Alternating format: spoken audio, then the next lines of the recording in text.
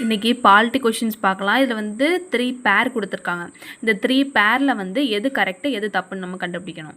First என்னென்னா, சட்டத்தின் முன் அனைவரும் சமம், ஈக்குவாலிட்டி பிஃபோர் லா அப்படின்னு சொல்லிட்டு இந்த ஒரு விஷயத்தை நம்ம எந்த நாட்டுகிட்டேருந்து அடாப்ட் பண்ணியிருக்கோம், எந்த அரசியலமைப்புகிட்டேருந்து நம்ம அடாப்ட் பண்ணியிருக்கோம் அப்படின்னா, பிரிட்டன் இருக்குல்ல, பிரிட்டன் அரசுகிட்டேருந்து நம்ம வாங்கிக்க முடியும். இங்கே ஜெர்மனின்னு சொல்லி கொடுத்துருக்காங்க. ஸோ இது தப்பு. ஜெர்மனிகிட்டேருந்து நம்ம வாங்கலை, பிரிட்டன் அரசியலமைப்புகிட்டேருந்து தான் நம்ம வந்து வாங்கியிருக்கோம், அடாப்ட் பண்ணியிருக்கோம் இந்த ஒரு கான்செப்டை, சட்டத்தின் முன் அனைவரும் சமம்ங்கிறத. நெக்ஸ்ட்டு வந்து சட்டத்தின் ஆட்சி என்ற பதத்தை வழங்கியவர் யார்னா ஏவி டைசி.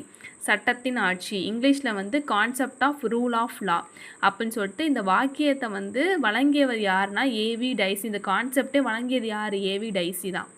நெக்ஸ்ட்டு நீதி புனராய்வு பற்றி கூறும் சட்டப்பிரிவு வந்து இங்கே சட்டப்பிரிவு 17ன்னு சொல்லி கொடுத்துருக்காங்க. இது தப்பு. ஜுடிஷியல் ரிவ்யூ அப்படின்னு சொல்லிட்டு இங்கிலீஷில் சொல்லுவாங்க.